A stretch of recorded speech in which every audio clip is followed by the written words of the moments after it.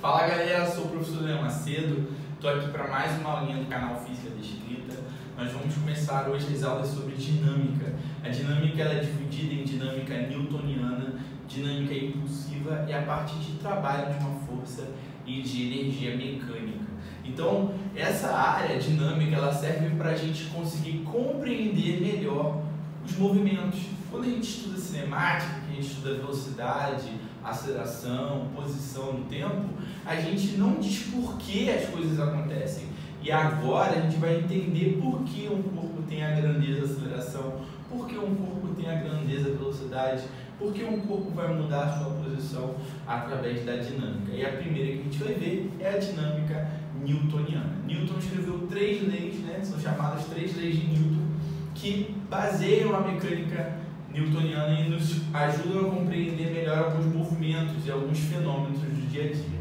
Nós vamos começar aí com a primeira lei, lei da inércia. Um corpo em equilíbrio permanece em equilíbrio até que uma força externa atue sobre ele. O que acontece? Muita gente lembra do princípio da inércia como um corpo em repouso, mas a gente tem que lembrar que lá lá da cinemática, o nosso conceito de repouso ele é um conceito relativo. Então, para todo corpo em repouso, existe um referencial onde ele também está em movimento. Então, a nossa definição de equilíbrio, ela vai ter duas vertentes. O equilíbrio estático, quando a velocidade para um dado referencial é zero, e o equilíbrio cinético, ou também chamado equilíbrio dinâmico.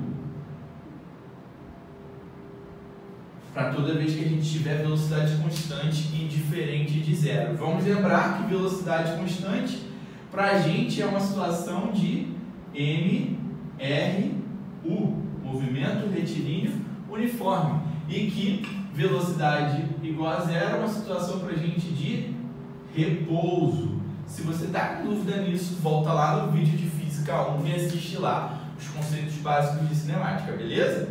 Então, pessoal, situação de inércia muito comum, Um motorista vai fazer uma curva e aí os passageiros são jogados para o lado oposto à curva. Se o carro vira para a esquerda, a galera toma para a direita. Isso é uma situação de inércia. Uma outra situação de inércia, quando você entra no carro e alguém acelera, você é jogado para trás.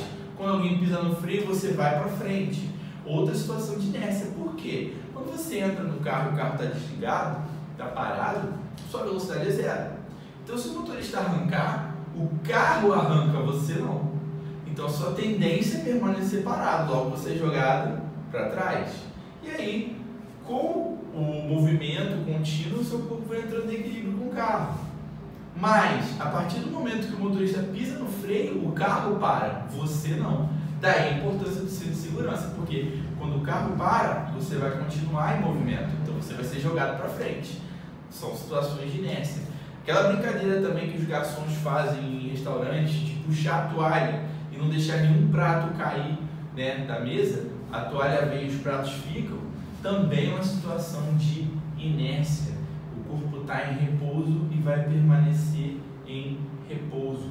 Tudo bem, pessoal? Se estiver em equilíbrio, também vai permanecer em equilíbrio. Então, a gente tem sempre que analisar qualquer sistema dinâmico, avaliando se esse sistema está ou não na inércia, se ele tem equilíbrio ou não, beleza? Segunda lei de Newton, princípio fundamental da dinâmica. A resultante das forças que atuam sobre um corpo é igual ao produto da massa pela aceleração do corpo. A primeira coisa que a gente tem que entender aqui é que a gente está falando de um sistema matemático. Como assim, Daniel? Olha só, eu estou dizendo que a força resultante, a resultante das forças. O que é o resultar das forças? Significa que se eu somar todas as forças que atuam nesse sistema, eu vou encontrar uma resultante. Só que essa resultante também é igual ao produto da massa do corpo vezes a aceleração desse corpo. Repara o seguinte, aqui eu estou representando tudo como grandeza vetorial. E por quê? Porque quando eu faço força sobre um corpo, eu estou além de produzindo ali um módulo, né, uma força de um determinado valor, tem também uma direção e um sentido. Não adianta eu falar que eu fiz tantos newtons, eu já vou explicar por que esse nome, né, tantos newtons de força numa cadeira, se eu não falo se eu empurrei a cadeira, puxei a cadeira, levantei, abaixei, o que eu fiz com a cadeira? Para isso eu preciso de direção e sentido. Logo, essas forças são grandezas vetoriais, beleza? Lembra que somar vetor não é somar módulo. Eu posso ter situações onde o vetor F2 é oposto ao vetor F1, logo eu tenho que diminuir um do outro. Se eles forem perpendiculares, eu vou ter que fazer Pitágoras. E por aí vai, a gente vai ver isso melhor nos exercícios. Agora, lembra lá da multiplicação por um escalar. Ó, tem aqui uma grandeza escalar, que é a massa, sempre positiva, e uma grandeza vetorial, que é a aceleração. Logo, qual é a conclusão que eu tenho? A força resultante, ela vai ter sempre mesma direção e sentido da aceleração. Então, se a aceleração do corpo vai para frente, a força resultante está para frente. Se vai para trás, a força resultante vai para trás e vice-versa. Beleza? Então, o que vai acontecer aqui, galera? Sempre que a gente for analisar um sistema dinâmico, a gente vai analisar todas as forças que atuam nesse sistema e vai saber que essas forças geram uma força resultante. E que essa força resultante é igual a massa vezes a aceleração. Ou seja, eu sempre posso igualar essa equação aqui com essa equação aqui. Beleza? E aí a gente vai lembrar da seguinte frase: a soma de quem ajuda menos quem atrapalha. E vocês vão perceber que essa frase, ela, num contexto de exercício, ela é simples de lembrar e faz você marcar certinho qual é a expressão da força resultante. Agora vamos comigo, olha só. Se na inércia eu tenho velocidade zero ou velocidade constante, na inércia eu não tenho a aceleração. Nos dois casos aqui, a minha aceleração, ela vale o quê? Zero. Logo, pessoal, se a aceleração é nula, não tem força resultante nesse sistema. E por que isso é importante? Eu tenho que lembrar que a força resultante é a força que coloca um corpo em movimento ou muda um corpo do movimento.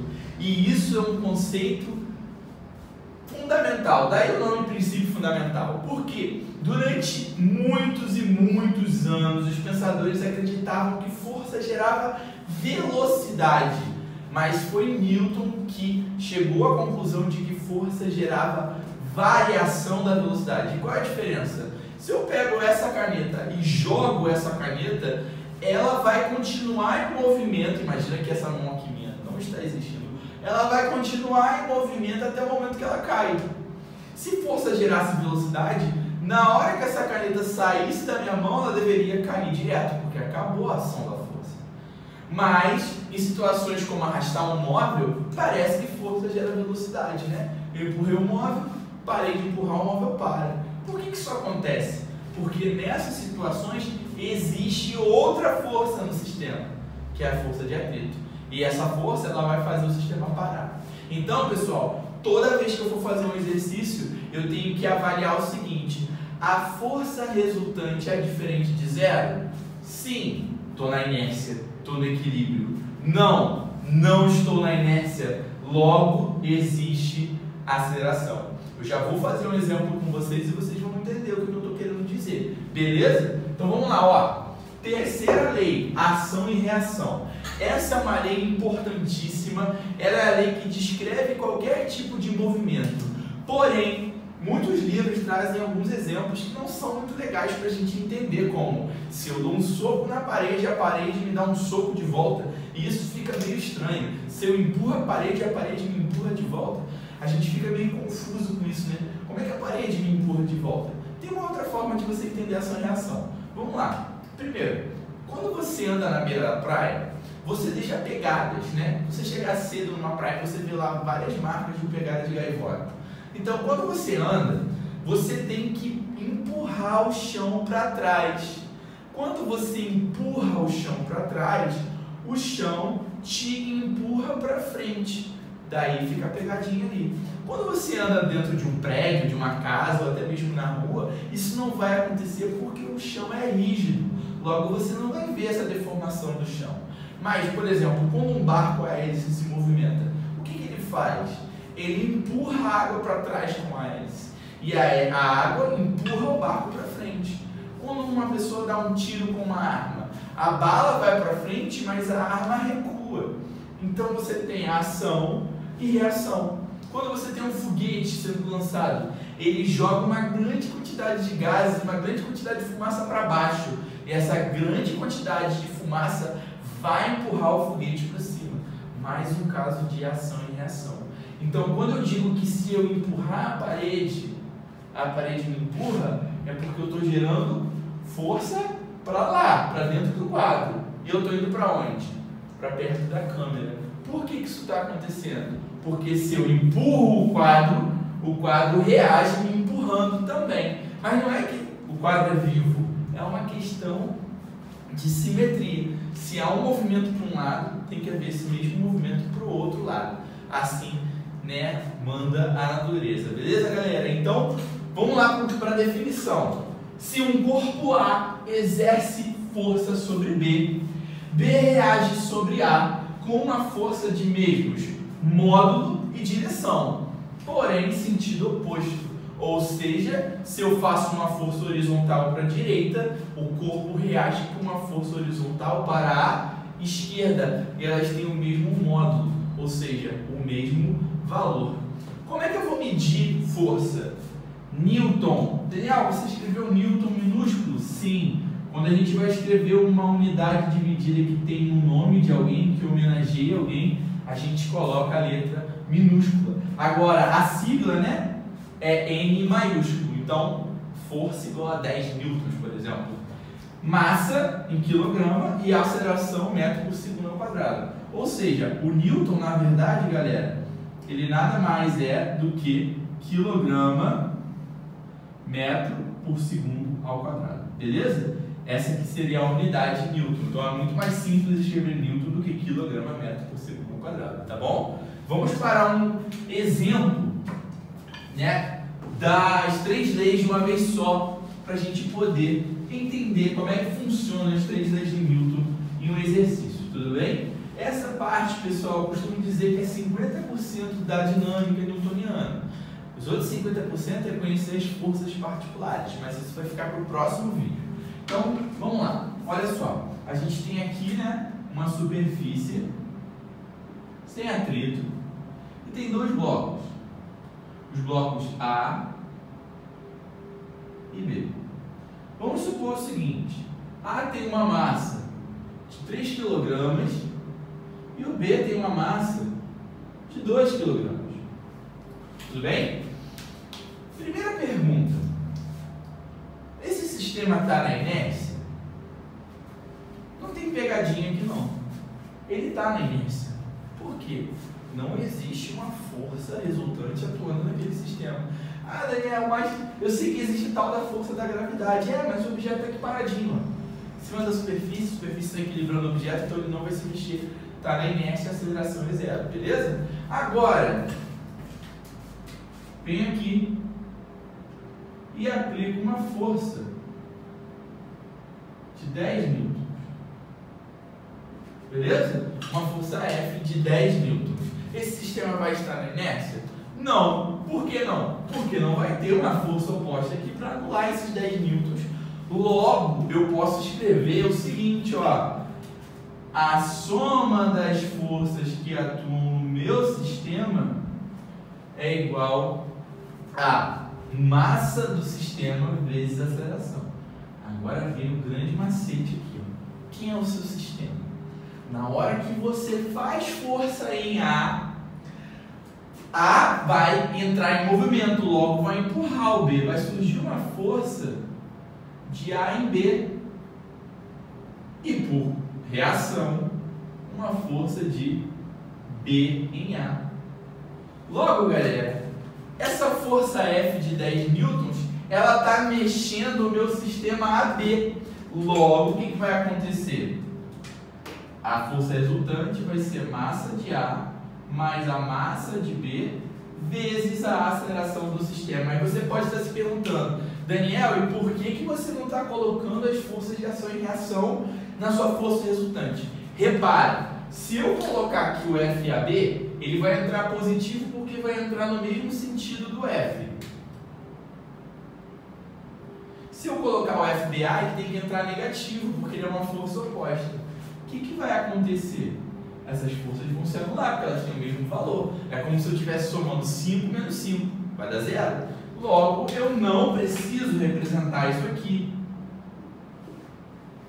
Eu só preciso da força resultante, da força que é externa ao sistema. E essas duas forças, elas estão dentro do sistema. Essa força F é, sei lá, Joãozinho aqui empurrando. Daniel, se tivesse atrito? Sim, o atrito seria uma força externa. Por quê? Porque seria o chão agindo. E no nosso sistema AB não está o chão.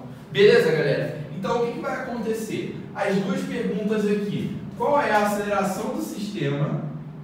E qual é a força de B em A?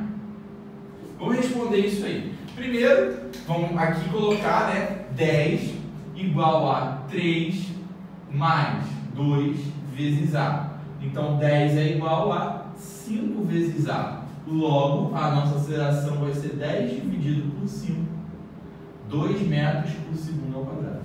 Agora, para a gente poder encontrar a força de B em A gente vai ter que analisar os bloquinhos separados, chamados de diagrama do corpo livre.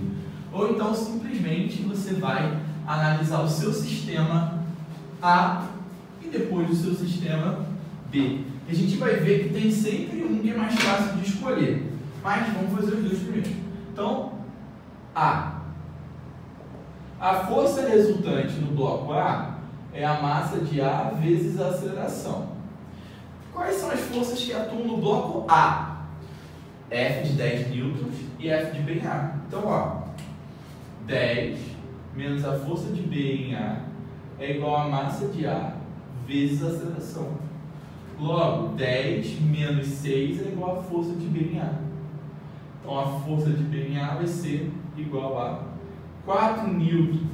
Resolvido, beleza? Agora vamos analisar por B. A força resultante de B é a massa de B vezes a aceleração. Mas se você olhar aqui, B vale 2 kg e só tem uma força no B, que é a força de A em B. Vamos lá. A força de A em B é igual a 2 vezes 2, logo 4 newtons. Bom, mas eu sei que pela terceira lei de Newton, o que eu posso afirmar? Que F de A em B é igual a F de B em A. Logo, 4 newtons. Beleza, galera? Quero agradecer a vocês pela paciência de ter assistido esse vídeo. Espero ter ajudado vocês. Não deixem de curtir, compartilhar, se inscrever no canal, ativar o sininho, beleza? Passe esse vídeo aí para seus amigos e aguardem aí a próxima aula onde a gente vai falar sobre forças particulares. Valeu, galera, um abraço!